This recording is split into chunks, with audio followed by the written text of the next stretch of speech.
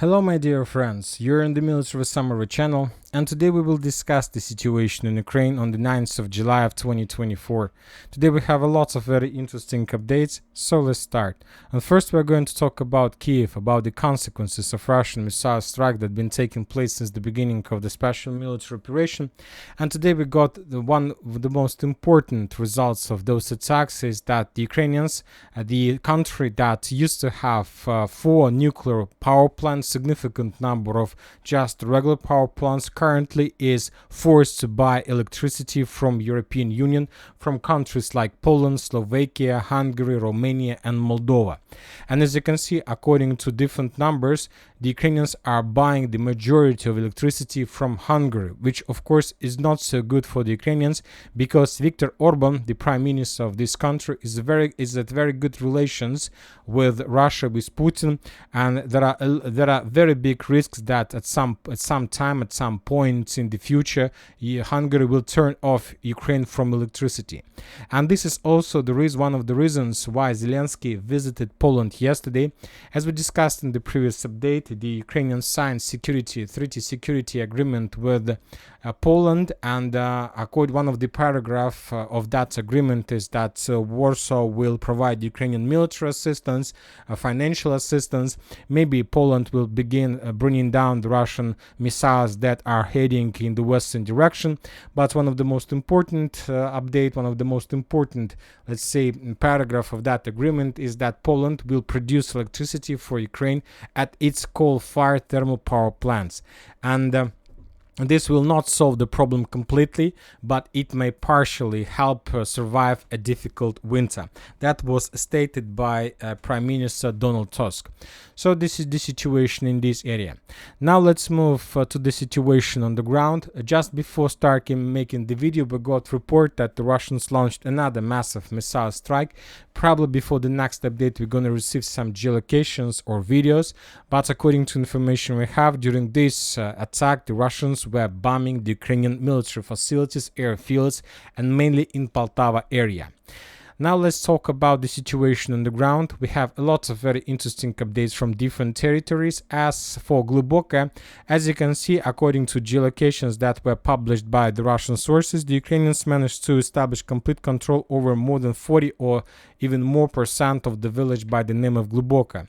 The Russian sources published the videos of how they were FPV droning the Ukrainians inside of this territory, which confirms complete control of armed forces of Ukraine over the farms. As you can see, we have adjusted the map according to the video. As for Liptsy, Slobozhanska and Russian things that the Russians are doing, they were bombing and attacking the Ukrainians heavily with different types of aviation bombs. The Russians stated that as a result of serious attacks with FAB 3000, by the way, right in front of your screen is the result of attack with FAB 3000, and as a result of attacks with FAB 3000, with FAB 1500, the Russians managed to destroy a significant number of temporary positions of the armed forces of Ukraine, and during the previous 24 hours, the Ukrainians lost up to 80 soldiers from different brigades. Now let's move further. Let's talk about Volchansk. We have very interesting geolocations and very interesting videos that are coming from the southern part of the city. As you can see, we have adjusted the map and we have colored a very big territory as a gray zone. Not as contested area, but as a gray zone that we don't understand what exactly is happening there. So a real fog of war is covering this territory. Why is that? Today the Ukrainian sources published very interesting video. This is the video I'm talking about. The first 12 seconds show us just regular episodes from different positions, from different front lines of how the Ukrainians were FPV droning the Russians in many directions, but starting from 30 seconds we start receiving very interesting details. For example, this is the southern part of Vovchansk, right in front of Vovcha River. So in the top corner of this video we can see Vovcha River that goes along Aggregatny plant. And this is the southern part. We can see some movements of Ukrainian armored vehicles, and on the 17th second in the right corner of the video we can see a Ukrainian tank was firing the positions of armored forces of Russian Federation in the southern part of Vovchansk. So as you can see, a little bit to the north is the forest in the form of heart, and the Ukrainian tank was attacking the Russian positions along Preluzhna Street. And in the final seconds of this episode, we can see some burning armored vehicles, a vehicle right in front of the bridge road that Ukrainians used to use for the deployment of their forces from the south to the north. If we summarize everything from that episode and if we add everything on map, we can make the next story. First, we saw how the Ukrainian tank or Ukrainian tanks, two Ukrainian tanks or armored vehicles or personal carriers were moving along Kharkivskaya Street, and they reached the intersection of Kharkivskaya Street and Fontanna Street. After that, so the Ukrainians were moving like this road, using this road. After that, the Ukrainian tanks start moving in the northern direction, and they reached the intersection of Ivano-Franko Street and Fontanna Street itself. And from this position, the Ukrainian tank was attacking the Russian positions a little bit to the north along Preluzhnaya Street. So the distance between Ukrainian tank and the area that the Ukrainian tank was attacking is less than 200 meters. So the Ukrainians were attacking the Russian positions in less than 200 meters inside of the southern part of Vovchansk. And in the final seconds, in the final episode of that video, we might see something that was burning right along Soborny Street in the vicinity of the bridge of the main road that Ukrainians used to use for the deployment of their forces from the south to the north. Based on this video, we can make a conclusion that the first sabotage and reconnaissance group of the armed forces of Russian Federation managed to cross Vovcha River and to enter the southern part of Vovchansk. Currently, we don't know for sure the exact number of Russian soldiers. We don't know for sure what kind of goals and objectives the Russians have in this area, but summarizing everything once again, most likely during the previous days and weeks of battle, the Russians managed to establish complete control over the southern part of Vovchansk. We don't know for sure the status of aggregate plant, but this territory probably was captured. And as soon as the Russians managed to do this, they start sending first reconnaissance and sabotage group to the south with the purpose to prepare the foothold before full-scale Russian offensive in the southern part of the city. Obviously, we're not saying that the foothold of armed forces of Russian Federation in this area is stable and that the Russians are able to hold this territory as long as they can and as long as they want. Most likely, the Ukrainians will continue conducting series of counterattacks with the purpose to force the Russians to fall back. And maybe the Russians will be forced to do this during upcoming night. Anyway, tomorrow or the day after, if the Russians are able to repel every single Ukrainian attack, most likely they will continue concentration of the forces and they will continue expanding their foothold exactly in the central part of the southern Vovchansk, trying to cut this territory in two pieces. Now let's move a little bit to the east. On the other side, we see that Ukrainians, that the main area of concentration of Ukrainian forces is located in this forest between Chkalova Street and Chaplinskova Street. And this territory is under very heavy Russian fire. During the previous 24 hours, the Russians were bombing this territory heavily because using this forest, using this natural shield, the Ukrainians are using this territory for concentration of forces before further movements in the northern part of Vovchansk or to the west in the area of the main activities in the southern part of the city.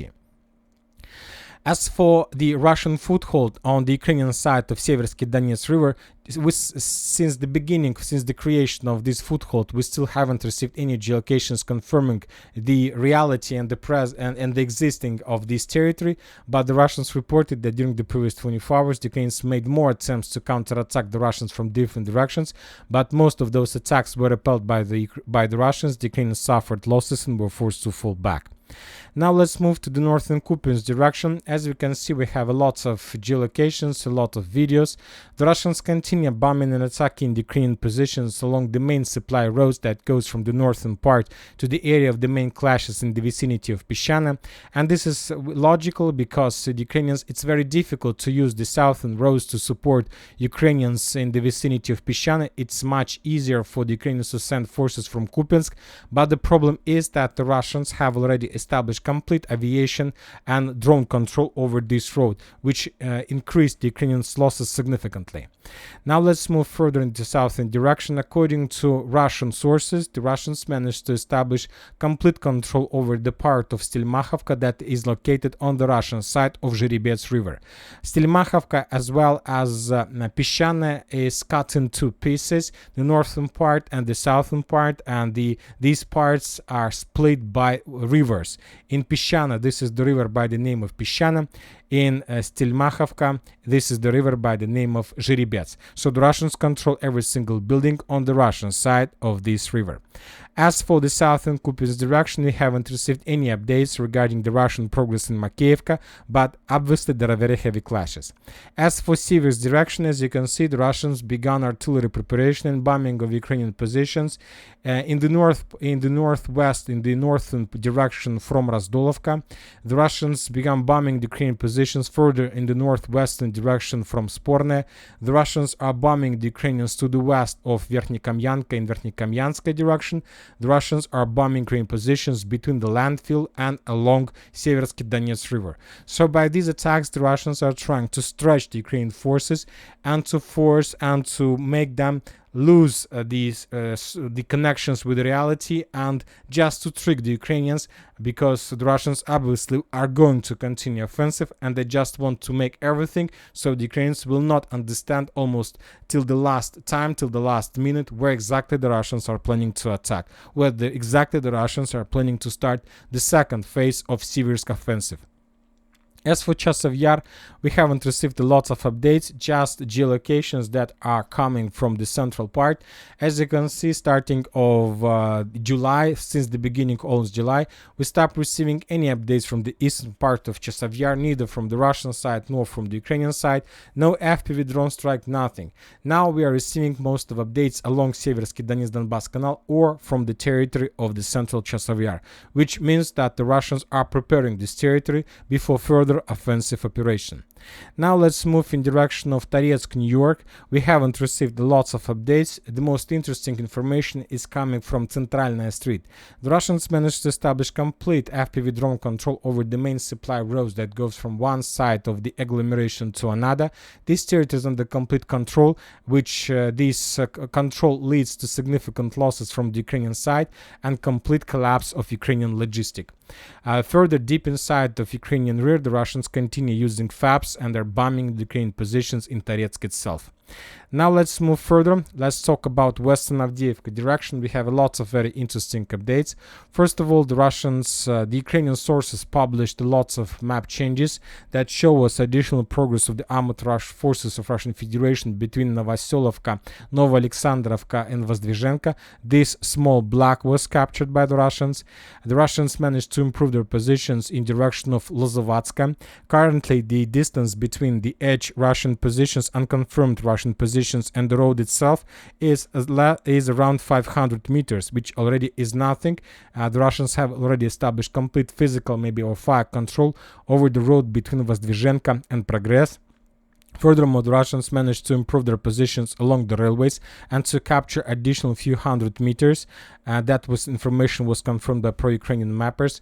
As for Novoselovka-Persha, currently the main clashes are taking place for this stronghold that we can see even from the satellite pictures. This is the main defense belt, main defense stronghold of armored forces of Ukraine, but most likely due to the fact that the Russians reached this territory a long time ago, probably a day ago or something like this, and this is very long, let's say, period of time during the battle for such positions, and most likely tomorrow this territory will be colored by pro-Ukrainian mappers as the territory under complete Russian control. And after this battle, the Ukrainians will be forced to abandon their positions in Novoselovka-Persha completely, or they will be encircled by the Russians and will be destroyed there. Very interesting details and updates we are receiving regarding the village of Yasnobrodovka. Today, the Ministry of Defense of Russian Federation reported that as a result of clashes, the Russians managed to establish complete control over this territory. As you can see, we have adjusted the map and colored this territory under complete Russian control. There are still few areas that are either contested or under complete Ukrainian control. We are talking about the fields. We don't know for sure what is the status, but according to different mappers, these fields fields were captured by the Russians as well. And we have a small residential area in the northern part of Karlovka, which most likely is under complete Ukraine control. And I'm not sure that the Russians are planning to move further to the west, because this, let's say, foothold, this position is not very good for offensive. It's like impossible to attack, just some tricky operation to build another tunnel or to build another pipeline, but obviously it will take a lot of time. Also, would like to point your attention to a significant number of geolocations that we received during the previous 24 hours. And as you can see, this is the line of Russian FPV drone control. So as you can see, the Russians during the previous 24 hours conducted a series of FPV drone strikes, and this is the line where exactly the Russians were attacking the Ukrainians. And this is very important because now the Russians have possibilities to attack the Ukrainians in Kurachovka, in Girnik, in Ukrainsk. The Russians are able to attack the Ukrainians in Mykolaievka, Orlovka. So very close and closer to Selidova and Pokrovsk. What does it mean? I would like to share with you one important analysis. For example, if we, so this is the Russian configuration of FPV drone strikes by the 9th of July. If we, let's say, increase the numbers of updates, not increase, if we change the number of updates since 1st of June till 9th of June, so exactly a month ago, we're gonna see that in this period, a month ago, the Russians were attacking the same territory. They had some control, but a month ago, the Russians were attacking this territory mainly by artillery and Lancet strikes. Just a month ago, not even this line, yes. For example, the line that now the Russians are able to attack with FPV drones, a month ago, the Russians were attacking with artillery. In this video, the Russians, for example, destroyed another Ukrainian howitzer. As for FPV drones, a month ago, the Russian line of control was lying along the Karlovka water reservoir. So this is the line of Russian FPV control a month ago. So just for the previous months, starting from 1st of June till 9th of July, the Russians managed to improve their FPV drone control area, for example, for another 6-7 kilometers, which is obviously a significant result. In a month, if we continue in the same way, continue the same logic, in a month, let's say till the 9th of August, the Russians will be able to start covering Selidova with FPV drones. And the first tracks, we're going to start receiving updates from this town, which is already something like the next stronghold on the Russians' way towards Pokrovsk. Now let's move further, and we are going to talk about South Donetsk direction. As you can see, we have a lot of icons, we have a lot of changes on the ground, and the most important, the forces of 79th Air Assault Brigade published significant number of very interesting details about the territory. And the most important, that Ukrainians are saying that the main supply road between the village of Konstantinovka and Uglidar Vadiane is already under complete Russian control, physical control. The Ukrainians are saying that every single day more and more sabotage and reconnaissance group of the armed forces of Russian Federation are able to physically reach this area. And the Ukrainians are saying that there were lots of cases during the previous week when they sent additional reinforcement, let's say from Konstantinovka itself to Uglidar, and at some kilometer of this supply road, the group disappeared as a result of Russian sabotage or reconnaissance group attack. So we can say that starting of the 9th of July, it was officially confirmed by pro-Ukrainian source, by 79th Brigade, that the road TO524 was physically cut by the Russians, not by the regular army, but just by snipers, by sabotage and reconnaissance group. But this is also a very big and significant result. And we got a lot of geolocations also confirming this information. In this video, we can see another Ukrainian light truck that was heading from Konstantinovka to Uglidar, and that this vehicle was destroyed by the Russian FPV drone. Then another car arrived for evacuation, and the second car was destroyed as well. In this area, we can see the Russians with FPV drones were destroying or trying to destroy the Ukrainian communication equipment on the territory of the coal mine. In this video, we can see lots of episodes, how the Russians were destroying cameras that Ukrainians were using to control the territory in front of the Kolmite, right exactly on the way of Russian offensive from Volodymyrovka, Solotka towards the main supply road. We have another important video along the road, how the Ukrainians, as a result of FPV drone strikes, as a result of series of FPV drone strikes, managed to destroy the Russian tank with demining equipment, which confirms that the Russians are not going to stop. They only think they're doing right now, they're clearing and preparing the roads for further offensive with the purpose to cut the main supply road completely and to split this territory into many parts. As for Staromayorsk-Urozhaine, we haven't received lots of updates, as well as from Robotin, just regular TOS strikes and different things of military activity. And Kherson direction. If you remember, yesterday we discussed that the Russians published the video how they managed to discover and to destroy three Ukrainian HIMARS systems, and today we got another video confirming that the Russians managed to discover another HIMARS system and to destroy this vehicle as well. So just for the previous 48 hours, the Ukrainians lost up to 4 HIMARS vehicles, HIMARS multiple launch rocket systems, as a result of Russian Iskander strikes. And probably the most important update is today Zelensky have already arrived in United States of America, in Washington. Today there are going to be a very important meeting. Today the NATO summit started, and there was a lots of statements done by different countries, by different military authorities. And probably the next few days are going to be very important. Macron have already created a scandal.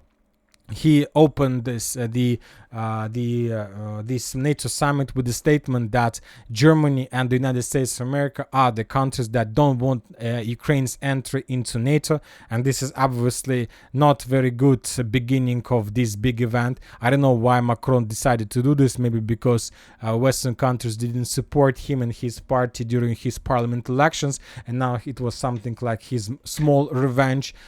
I'm not sure, but maybe something like this. Obviously, the next few days we will not receive any updates from Ukrainian sources about significant progress of the Russians, like the Russian foothold in the southern part of Vovchansk, because obviously one of the priorities of the Western countries to make and to show people a stable situation in Ukraine, at least during the NATO summit.